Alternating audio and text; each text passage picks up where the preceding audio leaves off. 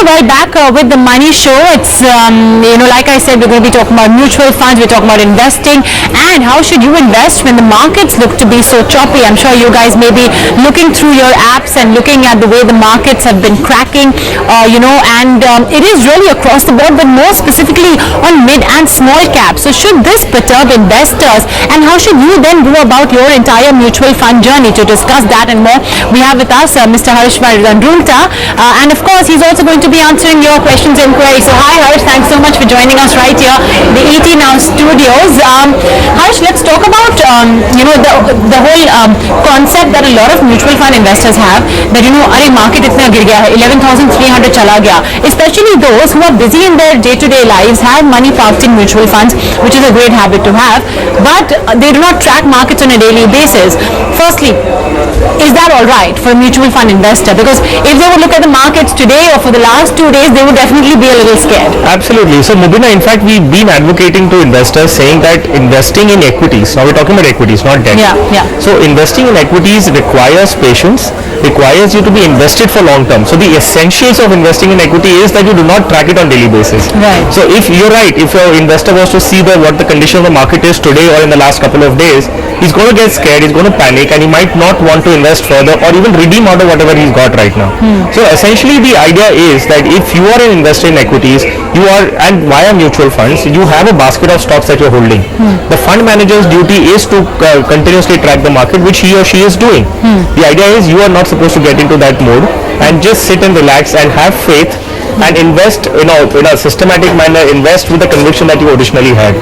Well, yeah, I mean, the whole point of having a fund manager is so that he will take the stress for you of really handling, the funds and what stocks look good, what not. In fact, you just saw on your screens, folks, the Nifty and the mid-cap index, both of them have seen a massive crack, especially in the last couple of days. What a fall scene over there, which brings me now to especially mid and small cap funds. In fact, pull up some interesting data that we saw for even large cap funds. This is a data which shows the cash holding. There you have it, cash holding of mutual funds, and how it has increased over the last I think a couple of months. So we do have large caps which consistently hold lesser and lesser cash. So as you can see, 5, 4.5, 4.1, and then just 3. But mid caps have held steady at 5.9. Small caps have only now started decreasing cash holding. For all our mutual fund investors out there, would this data worry you in any way, or would you be okay with what you are seeing right now on the screen? Because from what I know is that if a mutual fund manager is holding more cash, it would mean that he himself is not very confident on the market. So yeah, there are two parts to this actually. So if I'm an equity investor, one set of investors will definitely think that I'm investing money and my objective is to be invested in equities. So why are you holding this amount of cash that we're talking about? So I'm not comfortable with that, and I want you to hold equities. What if the market starts going up from here and you're landed up with a lot of cash in your books? That's not my intent. If I wanted you to be in cash, I would have gone into debt funds. So that is one set of investors who think like that. The other set is, of course, I'm investing in an equity fund. Does not mean that you have to completely be in equity. It's your job as a fund manager that we've been talking, that it's your job to find value. Now, I have invested in an equity fund, but currently if the valuations look stretched, then my fund manager is expected to wait. Come out of equity, hold cash, wait for the right time, and enter back again when you feel the valuations are good. So there are both sides of the story. Both have their merits and demerits. The whole idea is that if you're entrusting the money to your fund manager and they believe at this point in time the valuations are stretched and they go on to holding cash, so I think temporarily it's fine, but you need to then monitor this to ascertain whether they're holding cash continuously for a very long period of time, or or else they would simply stop taking new fresh fresh applications. Buying a fresh, Yeah, so all that, there has to be some consistency in that. You can't just simply say that I'm holding cash for like 3 years at a stretch. You can't hold 10 to 15% of investments in equity funds in cash. So there is a very thin line. You don't take judgmental calls based on only what has happened over one quarter. You'll have to also interact with the fund house. The fund managers have an investor meet where they actually tell you what they're thinking. So I think you would want to also sometimes follow that. Yeah, no, don't just blindly give your money away. It's a good idea to sometimes track as well fact sheets that are released by mutual funds holders every month. Also, Harsh, let's also talk about then SIPs, how they help you ride the volatility. In an SIP, whether the market is down or whether the market is up, you're going to be buying at every price point, right? So I think with a market being down, doesn't the SIP as well sort of help cover up, in the sense it helps equalize or stabilize the average cost that you're buying your units at? So in fact, let's understand equity investing is, going to be volatile in nature. You do not expect equities to grow by an X percentage every year. That is the job of a fixed deposit. A fixed deposit will grow at a percentage every year. The question is that you do not know how the market is going to behave even tomorrow. So the question is, if I am a long-term investor, I don't know how the market is going to, perform in the next 5-10 years. I'm positive that the economy grows, my money will also grow. The question is, what is going to be the journey it is going to take? Is it going to be just a standard straight forward movement? No. It is going to have its ups and downs. Now, how do I ride that volatility? I should not get scared of it. Usually people get scared of volatility. Yeah. The idea is if you are conscious about it. So let me take an example of a roller coaster ride. Usually if you're driving in a car, you're going in a car and suddenly your car, just dips a little bit on a road, you're going to feel scared. Okay, you're in an aircraft and suddenly it goes down a couple of feet, you're going to feel scared, right? The same thing, you pay money and go in a roller coaster and you actually enjoy that ride. Yeah.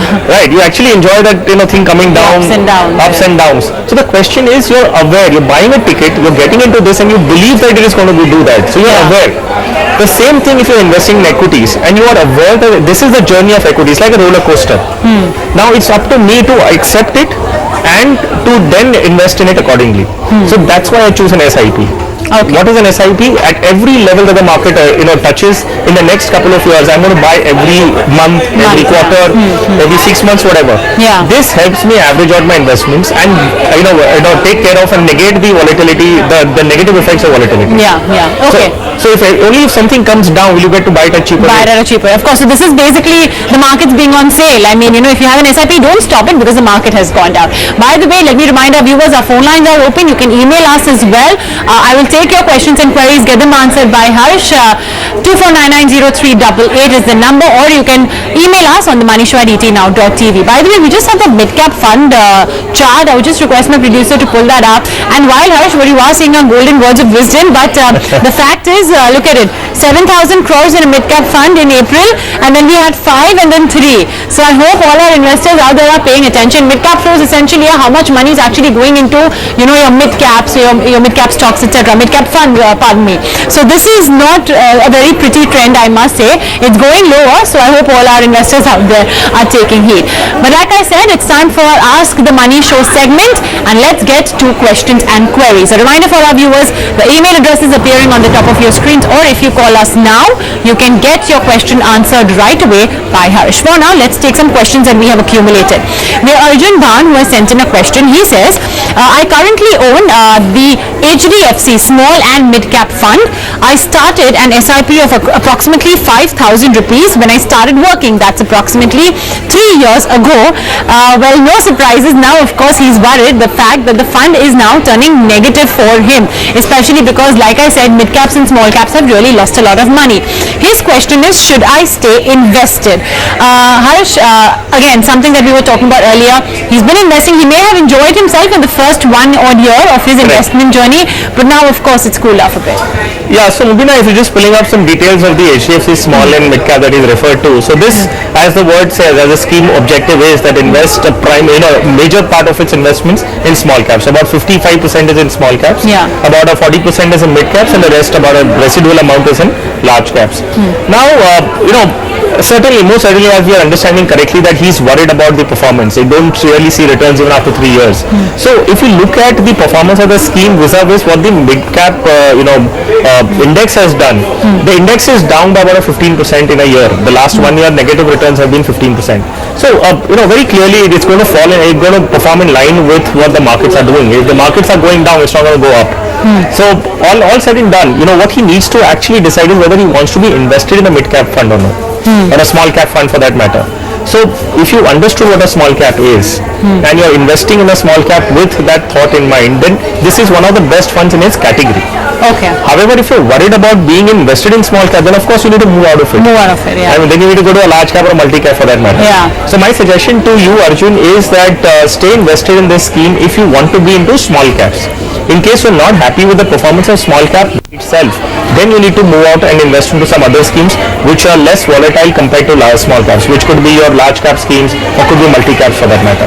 You know, also Harsh, see, he hasn't mentioned if he has any other funds in his portfolio, but let's assume he's saying that when he started working, he started investing in this fund, and he said SIP is a great practice. You know, he started saving right from day one, but I don't. It may be safe to assume that this is the only fund in his portfolio. Is that as well a good choice to make? No, in fact, if this is the first and the only fund that he's invested into, then this is a wrong choice to do. Okay. I mean, you do not start your investment journey in equities through a small cap. Yeah. Because in terms of volatility, I mean, small caps are going to be the most volatile compared to large and then mid cap. Right. So when you start your journey, I mean, ask yourself, if you were to buy into equities, which kind of companies would you want to co-own? So when you're buying shares, you are effectively becoming a co-partner in that company, co-owner of that company.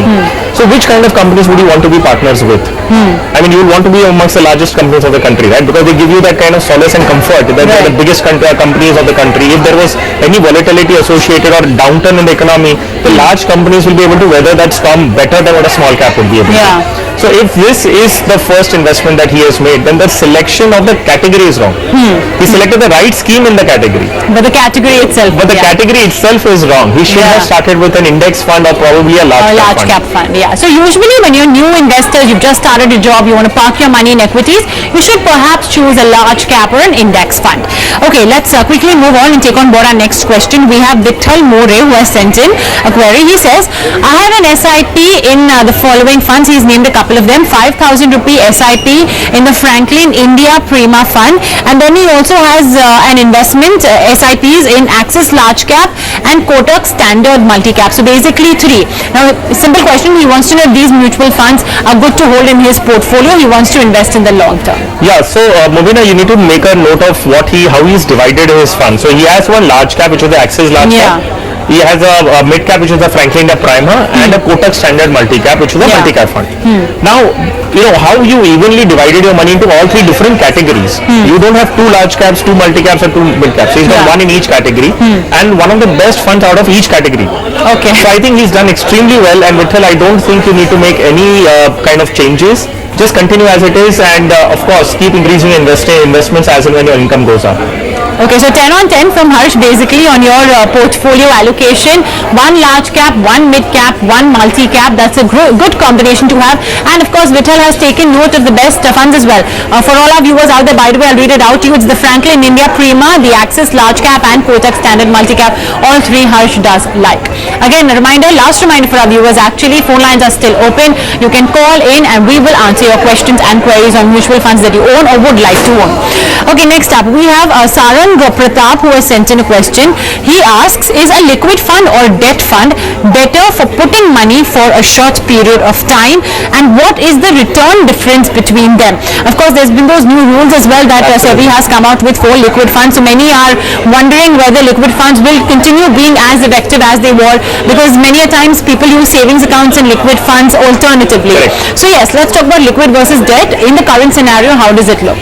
Yeah, so so let's understand within the debt category. I mean, there are some kind of investments which are meant for short term. So I really don't know what to do with my money, but I want to park it away sometime or for some time, which could be even a week, could be 10 days, could be probably a couple of months, less than a year. Now, what is my objective when I'm investing money into for this particular need of mine, which is that I want liquidity. Okay, I want safety because I need it within next 1 year, and at the same time I also want to ensure that it is not lying idle but generating some returns. Now it may not be double figure returns, may not beat inflation and all those kind of things. Now when you put all this into perspective, a liquid fund is the most suited in this category, because if you want money after 10 days, you can simply withdraw out of it and you'll earn the returns that you have proportionately for 10 days. The question is, when you look at debt funds, now his question is very simple: what is a liquid fund compared to other kind of debt funds? So within the other debt funds, you have something which is for short term, which is for medium term, which is long term, which is different categories. You have a credit risk funds, then you have gilt funds. There are different category of funds with different durations. So they are to cater to different needs of individuals. So there's a debt allocation that each individual does. Within that debt allocation, if you want to keep for long term, you would choose a long term debt fund, or you want a short term or medium term, depending on that. But if your requirement is very clear, you want liquidity, you want money only to be parked for a temporary purpose, then liquid funds are the most suited for you, and I think you should go ahead with that. Okay, well, that essentially is the difference between liquid funds and debt funds, and very often we do advocate that. Sometimes liquid funds do tend to give better returns than Absolutely. savings. So you should, if you have that spare cash, you could park it over there. Okay, we have Mr. K Prabhakaran, who's joining us on the phone line right now from Chennai. Mr. Prabhakaran, thank you for joining us on the Money Show. What's your query for Harsh? Madam, I want to invest for next 10 years for my retirement and my child marriage. Okay. I want a portfolio of funds which belongs to large cap or multi cap or mid and small cap like that. Which allocation of the portfolio I want, madam. So I'm going to invest monthly 1 lakh for next 10 years, madam. You're going to invest monthly 1 lakh for 10 years. Okay, Harsh, I don't know if you heard his question. Yes, I did. Okay, great. So he's a long-term investor. He wants to invest for his retirement. He has a nice 10, 11 years, before he retires, and he can put in 1 lakh rupees per month. And of course, like you as well were mentioning, you should have a nice basket, different categories. So how would you help him start off? Yeah, so Mr. Prabhakaran, what you could do is first consider how much of your money or how much of this 1 lakh a month will go into large caps, mid caps, small caps, multi caps. You first need to draw that outline. So if I were to give you a suggestion, I would say about 50 to 60% of your money that you invest should go into large caps. Now this forms the base of your investing, which means that this is the core portfolio wherein you are holding the best companies of this country. So a large cap allocation will be about 50%.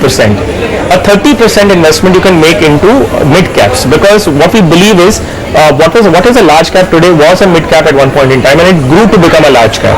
So in that sense, there is a potential for some good mid caps to tomorrow turn into large caps, so your returns will be slightly better than what we expect a large cap to give you.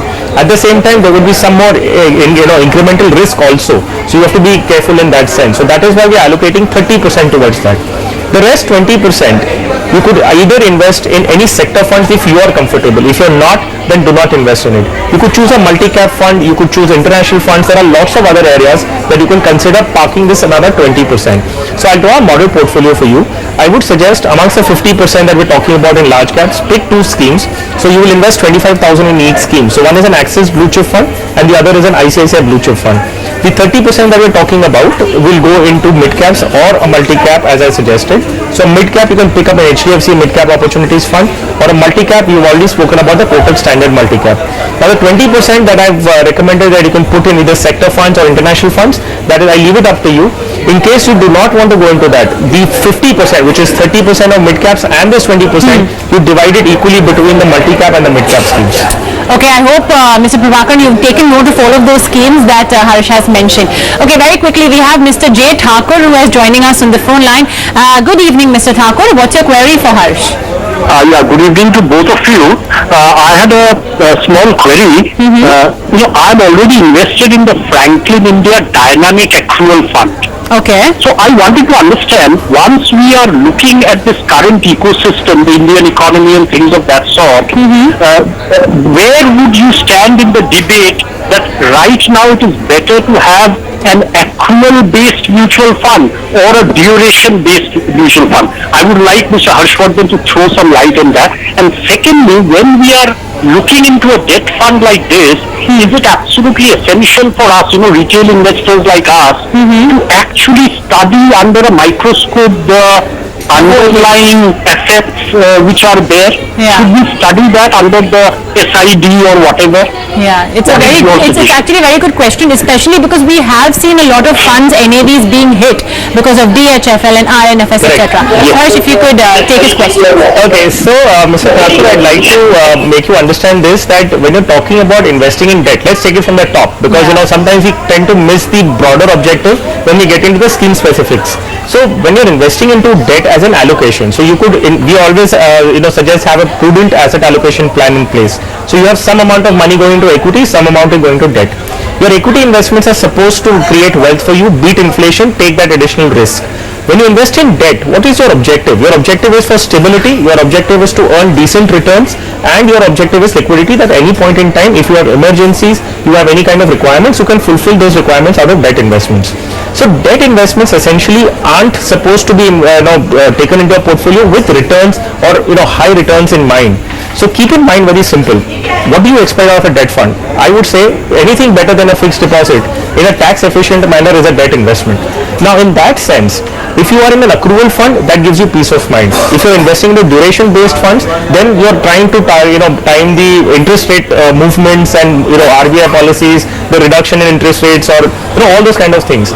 Do you really want to do it? I mean, if I were an investor not related to financial field, I would not want to do that.